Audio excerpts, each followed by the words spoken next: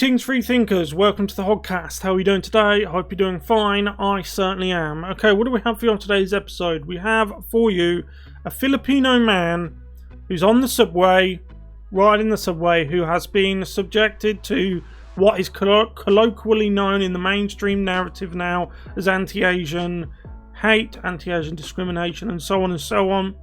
Now, I want you guys to see this because I have said on a number of videos that the main group that actually, unfortunately, look, no one wants it to be, that targets Asians is actually the African American community in America. Now, this Filipino man was riding home on the subway and then he was accosted by a man who we're going to watch in a second, just needlessly lays into him verbally with just stereotypical nonsense and just some nonsense in general. Now, this is in the wake of the situation in Atlanta Spa with the shooting. I'm showing you this because the mainstream media narrative is that it's white supremacy, even though two of the victims there were white, that you don't hear about them, they don't get any of the sympathy. And the suspect in it, who has confessed, and the detectives as well, have said that he didn't do it for that. He did it because he was a deviant monster. That's why he committed those appalling acts. This, however, is what they claim he was doing, right? So let's take a look at this now. But if you haven't yet, please subscribe to the channel, hit the notification bell, share the video, and leave a comment down below. It's very difficult to find new viewers on YouTube. Independent channels are sectioned off, so it's very hard for a small channel like mine to grow. So I'd really like it if you could do those things. Okay, let's go. Okay, let's check out what this Filipino man unfortunately went through. There must have been a reason for that. Now, the only thing I had to ask is what are the Chinese, once again, doing with the Muslims locked up in their country? Why do the good Chinese have Muslims locked up in their country? For no reason other than being Muslim.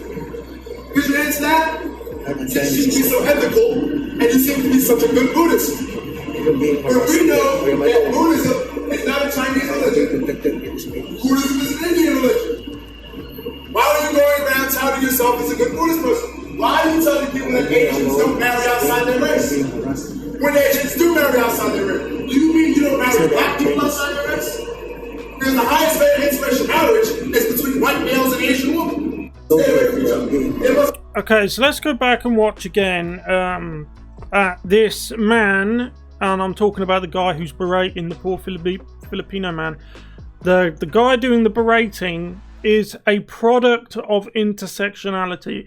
If an intersectionality believing, an intersectionality dedicated, woke, postmodern human could be produced on a production line, like physically produced, he would be the product of it, right? He is a product, unfortunately, of the society that he lives in and the culture that created him, right? So now let's go back and watch again, and I'll make points when I think they need to be made. Stay away from each other. There must have been a reason for that.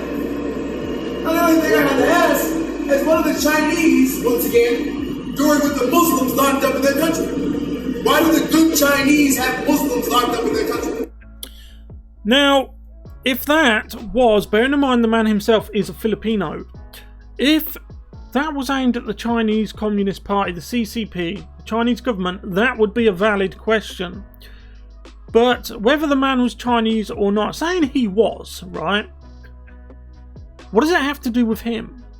This is what I mean about the greasy totem pole of intersectionality and the woke culture of blaming people either for what other people who just look like them did, or you blame people who were dead 400 years ago who happened to govern the country that a person is from and say, you did this, in 1700 you did that, in 1800 you did this. Well, no I didn't, because I'm not 400 years old, right? That's what you get That's what you often get, is that they'll say, oh, well, 400 years ago, you know, people from your country did this, that and the other. Well, so did yours, right? What they want, or what they seem to want, is a permanent state of affairs where there's cultural grievances. This culture does that to this one, and then 100 years later they do it back, and so on and so on and so on and so on. That's not compatible with civilization.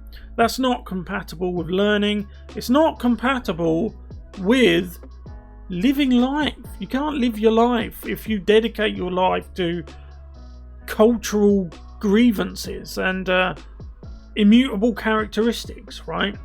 Anyway, let's continue. And again, going back, if you wanted to blame the Chinese government for what they are doing with the Uyghurs, that's fine. I've criticised them myself. I did a video on the plight of the Uyghurs. But if I was on that train, bearing in mind the man is Filipino, even if he was Chinese, I wouldn't blame him for it. I wouldn't hold anything against him, because it's not his fault. I don't believe in blaming people for the alleged crimes of other people who happen to be a part of their community, or people who are or were a part of their community like 400 years ago. Where's the sense in that? Where's the justice in it? For no reason other than being Muslim. Could you answer that? Since you be so ethical, and you seem to be such a good Buddhist. But we know that Buddhism is not a Chinese religion. Buddhism is an Indian religion. That only matters to you, right? This is what I'm saying about the intersectional culture and the way they think. They think that because I suppose it's a component of cultural appropriation. I think that's the correct term. Buddhism is apparently an Indian religion, so therefore only Indian people should subscribe to that particular religion. That's the way they see things, but it'll only ever go in the direction the woke left want it to go in. So you can't dress a certain way, that's cultural appropriation. You can't do this, you can't do that, and so on and so on. But they'll be happy to speak the language that isn't of theirs. You know, they could always learn Swahili or, you know, one of these tribal languages. There's nothing stopping them from doing that. You know, this idea of cultural appropriation only ever seems to go in one way. And you know what? I think this guy's confused. I think he doesn't know what to make of the situation, right? Because he has probably learnt from these cultural establishments that Oriental people or Asian people were supposed to be under the umbrella of POC, right? But a lot of them don't see it that way. Asian people are putting up a surprisingly dogged resistance to cultural Marxism, and you know, they don't want affirmative action. They are penalised by affirmative action. You know, a lot of them don't get into their dream schools and colleges simply because they look like this Filipino guy, right? And they excel. Asian people are incredibly intelligent people, incredibly beautiful people, you know, and I think this guy's a bit confused because they don't seem to subscribe to the idea of what a POC should be, what a victim should be, where they are on the totem pole of intersectionality. That's what the quote natural order is to the woke left, I think. The woke left, if you were to say to them, what is the natural order? Their minds would instantly go to a totem pole of different levels, each level being a state of victimhood or oppression, with people, of course, that look like me, we would be right at the bottom. Someone that looks like him would be right at the top. And I think he's a bit confused, maybe a little bit angry that Asian people don't see things like that. Why are you going around touting yourself as a good Buddhist person? Why are you telling people that Asians don't marry outside their race? When Asians do marry outside their race, do you mean you don't marry black people outside their race? So you can see he's thinking, what is this guy talking about? So now he's talking about intersectional marriage. Again, this guy I think the guy berating this Filipino man appears to be a complete ideologue, right? Do you mean you don't marry black people outside your race? Because the highest rate of interracial marriage is between white males and Asian women.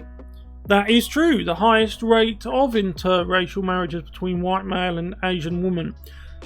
He's saying that with a look on his face like he's just got him, right? That's like the ultimate insult. That shows you a snapshot of this guy's mind, right? What he thinks is offensive or bad, what he thinks is good and shouldn't happen maybe. But he thinks that was like the badass move, right? When the reason why Asian women and white men tend to marry a lot is because the two cultures are quite similar in a lot of ways. They both value excellence, they both excel, they're both very open. White people, I'm afraid to say, despite what the mainstream narrative is, are extremely open. When people migrate from one country to another, it tends to only go in one direction. If you haven't noticed, right, we're not the bad people we are made out to be. Really, we're not. And I don't think it's really a bad thing that the two groups are intermingling, we should say. But it seems to bother him. It seems to him that was the best insult he could come up with, which shows you how close-minded he really is. As for the poor Filipino man, he's probably just trying to get home from work. I think he's probably a little bit more intimidated than he lets on, but he's taking it stoically. He's taking it like a gentleman, right? Had the boot been on the other foot, this guy would have probably got up and exploded, right? He would have just went from 0 to 100 miles an hour in 2 seconds, yeah. But that is the end of the clip. I wanted to show you it just to push back on this narrative. As I say, in the Atlanta spa, the 8 victims are white and Asian people working together in the spa. 2 of the 8 victims were white. They don't seem to get any of the sympathy. They've been buried. They've been forgotten. And the narrative from the mainstream media is white supremacy, as always, when it's not the case. The perpetrator he's already admitted it had nothing to do with that. He would have let the 2 people that look like me go if that was the case. He didn't. Of course he didn't. Even the detectives have said it had nothing to do with it. And I wanted to push back on the narrative because the stats tell a different story than the mainstream narrative. The mainstream media narrative is full of words that are very vague and unambiguous and can be applied to many different things. However, crime stats, they're full of numbers, and numbers are less open to interpretation. So if you haven't yet, please subscribe to the channel, like the video, leave a comment below, share this around. That really helps us stay competitive with the mainstream narrative and the shadow banning we often find ourselves in. Thank you very much for watching. I'll see you in the next one. Goodbye.